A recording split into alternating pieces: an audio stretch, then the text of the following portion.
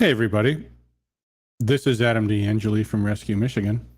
This was an unannounced live stream, so maybe some people will see that I'm live and join us in chat. This is completely unannounced. We just actually finished a live stream only 1 hour ago, so we probably won't have a huge turnout tonight, especially because it's a holiday weekend.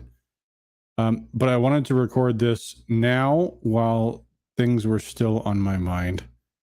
We just had a discussion. We had our weekly live stream. We talked a little bit about what happened at state convention again, but we also talked about it on the live stream on the Sunday before that.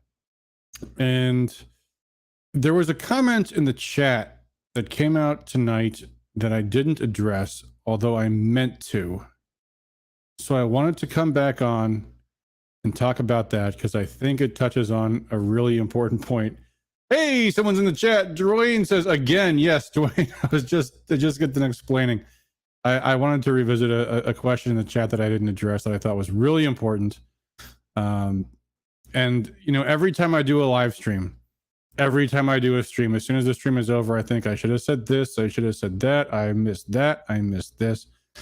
And this is something that I thought was important, and I wanted to address it while it was still fresh in my mind. It was a chat. I thought it was on Facebook because most of the chats we had on the stream were from Facebook, but I went back on Facebook. I did not see it.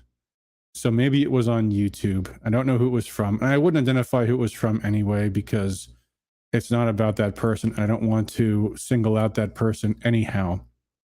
But there was a chat that I wanted to address. And by the way, in addition to that, as I was looking through the comments on Facebook, the live chats on Facebook, there were Facebook chats I saw on the video on Facebook that were not shown to me in our live stream.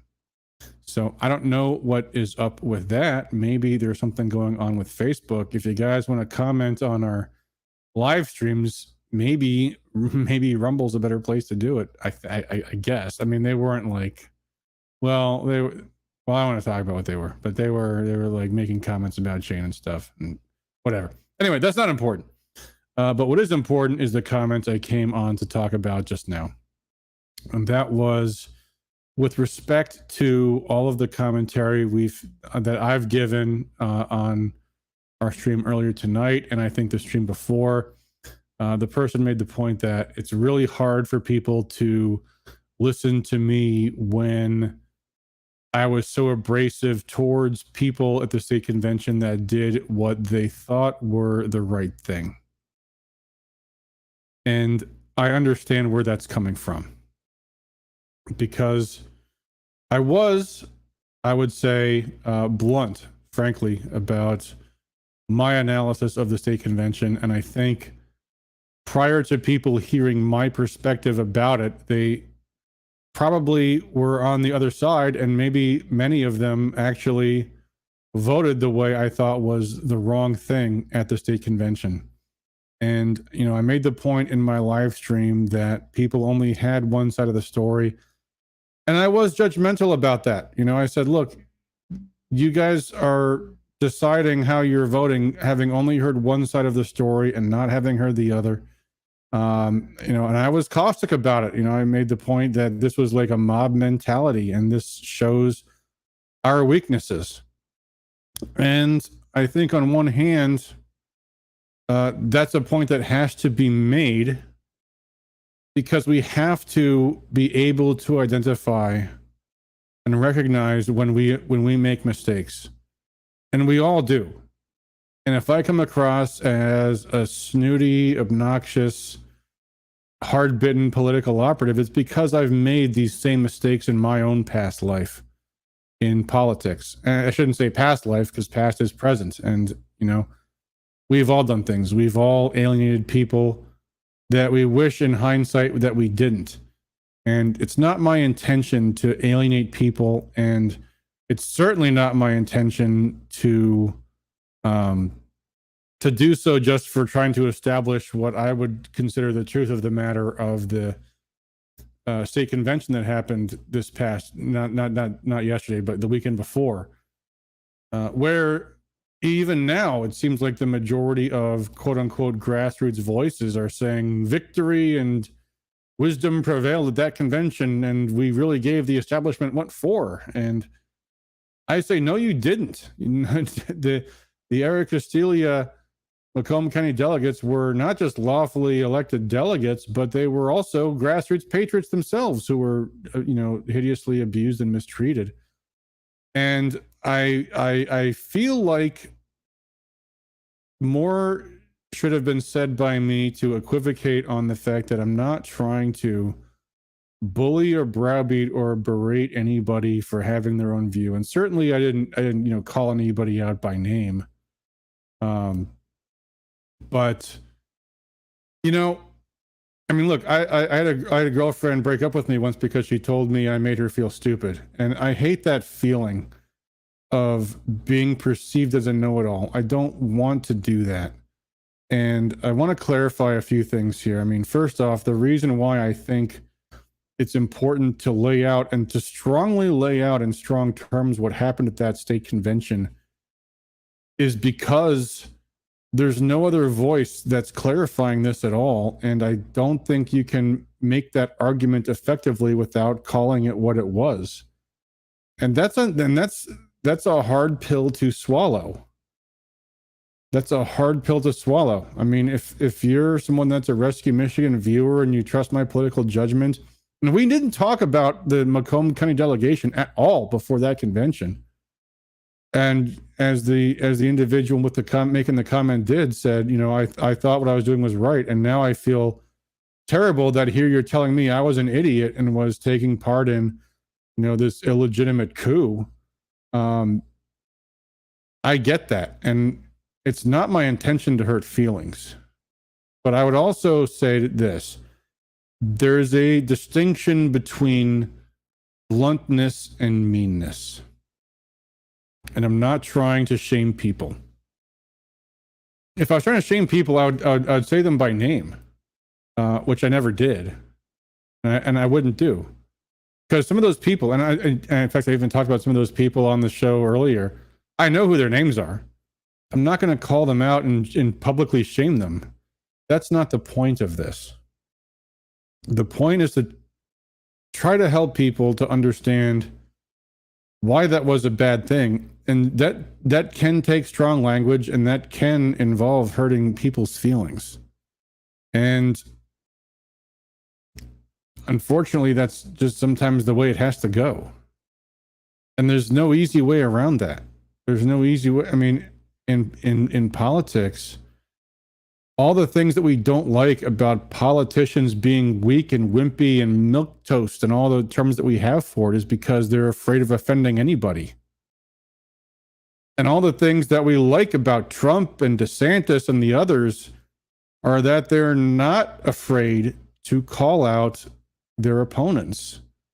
And in a certain way, the way I criticized the people who voted what I perceive as the wrong way at the convention is kind of like the way Donald Trump and Ron DeSantis and others are perceived by the people that oppose them, is, they're incendiary. And that's not quite the same thing. So, I mean, I don't intend to offend people personally. I really don't. And I hope that's clear. But I also will not apologize for being blunt and direct about what happened. And yeah, we did go after certain people who were clearly involved in the coordination of that whole thing. Fortin, that lawyer in the lawsuit, etc. Because those are people who need to be called out. And maybe they're like you, maybe they're just trying to do what is right. But I would argue that when you are in a position of leading people, whether that's as founder of a political grassroots organization or a county chairman, or even just a YouTuber or a social media influencer, you have a serious personal duty to be right about everything you say, to do your homework. And that's something that is not easy and not always obvious, especially for people who are just coming into the social media space, that what you're doing has real political outcomes. That what that stunt at that convention did had real dangerous, harmful political outcomes for Tudor Dixon's campaign. Maybe you don't care about Tudor Dixon's campaign. But if you're a state delegate to the state convention, isn't that what you signed up for? How can you be a Republican Party county chair and endorse the U.S. taxpayer party nominee? I don't think that's right. It doesn't mean you can't be a supporter of the U.S. taxpayers party, but you shouldn't be allowed to do that. You shouldn't morally allow yourself to do that. At the same time, declare yourself the county chair of one of the largest counties in Michigan in a key election, where your depressing Republican turnout could cost Republicans the election and elect Gretchen Whitmer, Dana Nessel, and Jocelyn Benson over Tudor Dixon, Matt DePerno, and Christina Caramo. But in general, I want to take this to a place where we are saying something productive here, something that's worthwhile. I want to share a bit about a letter I got from my political mentor. And he wrote it with a warning: don't you dare ever share this ever without my permission. However, yeah, that's Mike for you. But ideas transcend copyright. And I think he makes a point that, properly credited to Mike Rothfeld of the Foundation for Applied Conservative Leadership, is something worth talking about, because we all have these conflicts in politics. If you have been involved in politics for any length of time, you will get into personal conflicts with people all the time. Tactical differences, strategic differences, ideological differences, priority differences. And it's real easy in politics to let emotions run high. So I wanted to share just a part of a letter from my political mentor about dealing with people who you're having difficulty getting along with in politics. And here's what he says: confrontation, stress, doubt, the fog of war. War is in quotation marks, but political warfare is real warfare, and the hope is that our political warfare prevents real world warfare. Confrontation, stress, doubt, the fog of war, deceit, pushback, buy-offs, sickness, emotion, ambition, friends, family, enemies, life and death. These occur for each of us, and they change us. And the battle rages on, whether or not people do what they should and what you expect. And so, leaders, you must have a deep toolkit and have the discernment to know which tools to use and when. These tools, like a doctor's tools, are progressively more invasive and therefore progressively more dangerous if misused. So what is he talking about? Dealing with people. I was going to finish that reading. I see a quote here, a comment here from James Stewart. So let's read that first and see how I address it. James Stewart says, "I don't trust your political judgment. I think your opinions are valid in some circumstances, but because you think it's bad what happened at state convention doesn't mean you are understanding what people like myself are fighting. I will not apologize for being blunt either. I believe you, sir, are building an agenda. What happened at state convention wasn't political at all. It was righteous." Okay. In light of, maybe I should read. No, all right. I'm gonna address James Stewart's point first, and I'm gonna be as kind and delicate and diplomatic and honest as I can be. James, if you don't trust my political judgment, that's fine. I think my record of being involved in politics over an extended period and being right about just about everything I have predicted in the past year has gone to my political judgment, but you're happy to disagree. James says, please don't be delicate. Well, I'm making a point. I don't want to be brutal and nasty because you're not my enemy, James. You're someone who genuinely wants to do the right thing. And I don't want to alienate you by being crude and obnoxious. So I'm going to be cautious and diplomatic. So, James, you say my opinions are valid in some circumstances. Okay, well, that's fine. That's neither here nor there. But I think it's bad what happened at state convention. Doesn't mean you're understanding what people like myself are fighting. Well, I see that's just a disagreement on the issues of fact, James. I understand fully what you mean about fighting the GOP establishment. I worked for both Ron Paul presidential campaigns where the establishment broke the rules every single chance they had to disenfranchise our supporters, to alienate us, to drive us out of the party. I understand the motivation to hate the establishment. The issue is that that wasn't what the fight at that state convention actually was. What happened in Macomb County was not the Lansing establishment or the Lansing mafia or Ron Weiser or anything else. The issue was that in Macomb County, the Macomb County chair, Mark Fortin, had alienated himself from the majority of precinct delegates by waging very high-profile, public, open fights against Republican candidates. And some of those things included viciously attacking the state party because the HRCC recruited a candidate to run for state rep in a seat that he personally had picked Melissa Carone to run in, which is problematic in two ways. One, Fortin accused the state party of doing something that they had no control over. The HRCC recruited the candidate. Secondly, by his own admission, Fortin was doing the same thing the HRCC was doing. He said, I picked this candidate. I picked Melissa Carone. How dare they pick somebody else? Well, if the party is supposed to be neutral, then neither of those things were the right thing. James says there were several battles being fought at state convention. Well, we can get into the others. But the big one clearly was the Macomb County delegation. And weeks before the convention, Mark Fortin very publicly withdrew his endorsement for Matt DePerno, who was the presumptive nominee, even at that point, even before the convention, for Attorney General.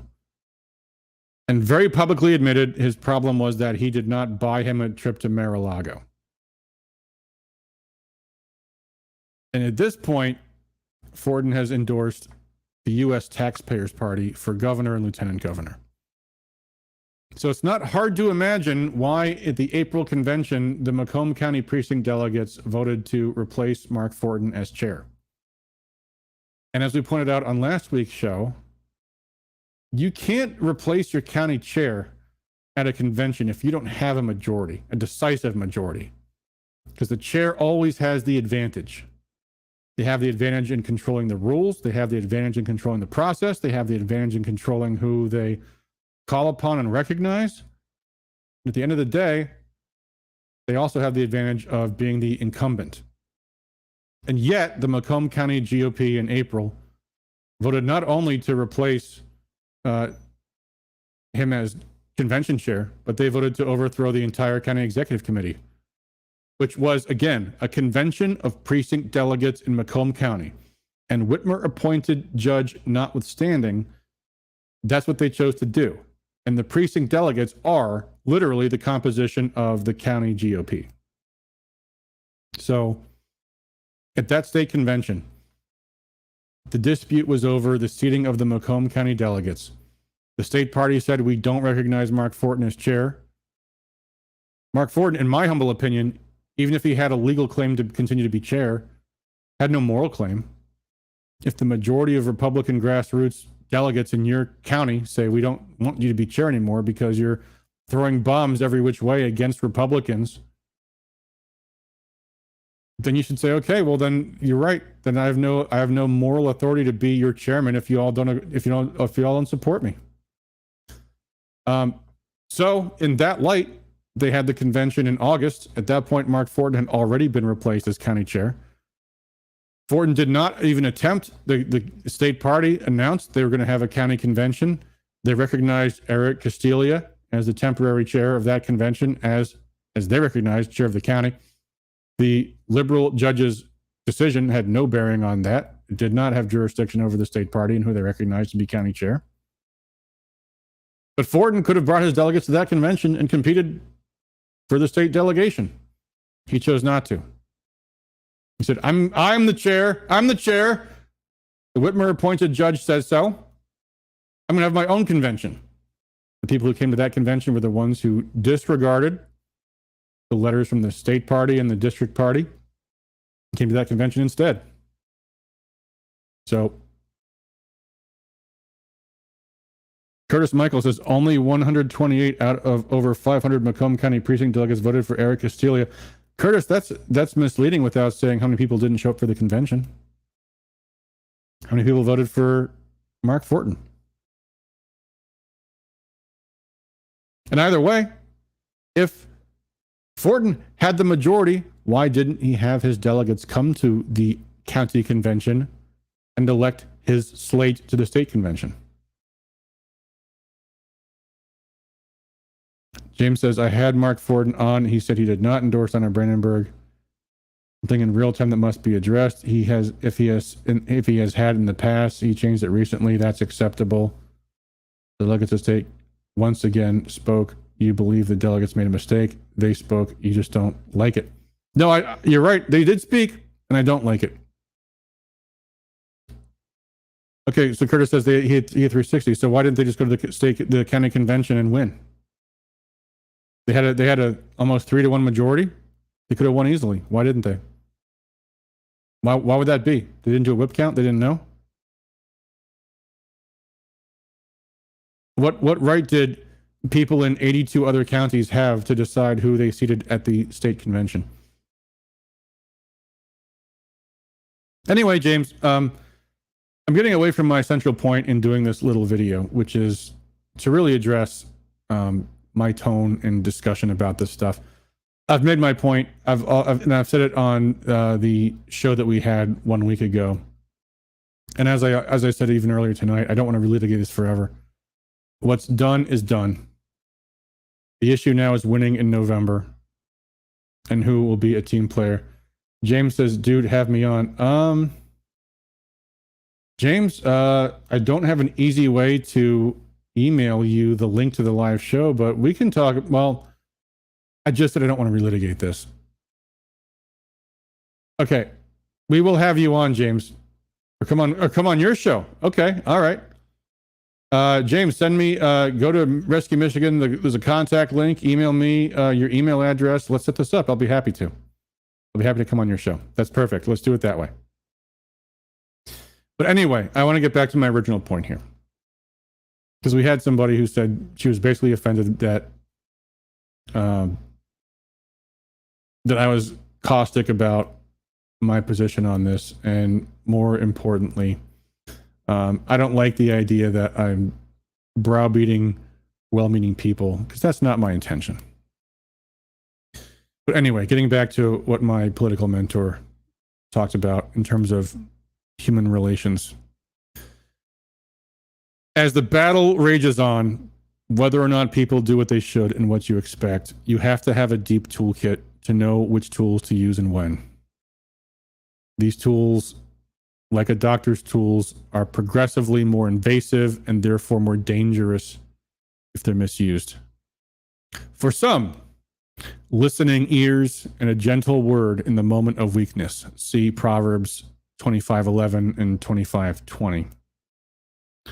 Others, a sharing in weakness, doubt, and failure, and the hope of renewal.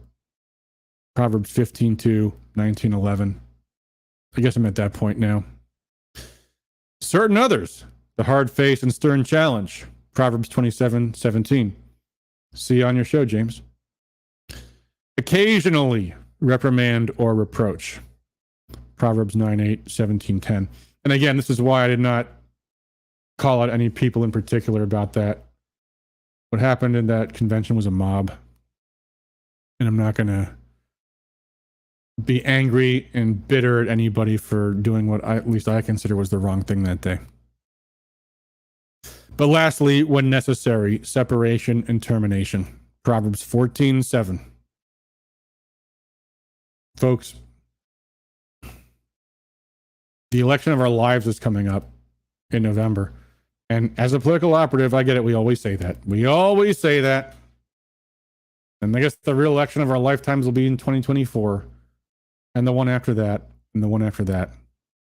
But I think it's reasonable to say that the one in 2022 is pretty damn big. And if we don't send Gretchen Whitmer and Dana Nessel and Jocelyn Benson packing, or at least Gretchen Whitmer, for the unspeakable crimes against our rights that she committed in our state for the past 3 years, then we are effectively allowing that to be the new norm for politics. And defeating Gretchen Whitmer is, for me, a personal priority. I hope it is for you too. How much damage did she do to you and your family and your children and your job?